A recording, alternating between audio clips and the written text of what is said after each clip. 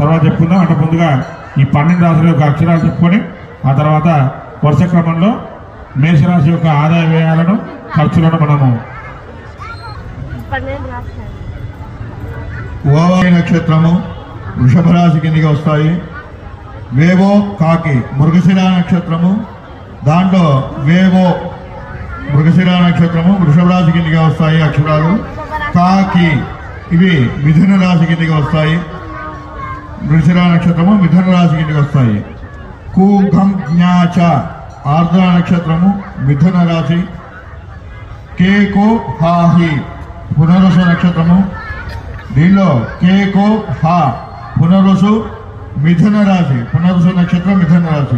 పునరుసు నక్షత్రం 3 పాదాల వరకు మిథున రాశి 4వ పాదం నుండి కర్కాటక రాశిగా చెప్తున్నారు. ఈ అక్షరము కర్కాటక రాశి కింద మనం చెప్పడం జరుగుతుంది.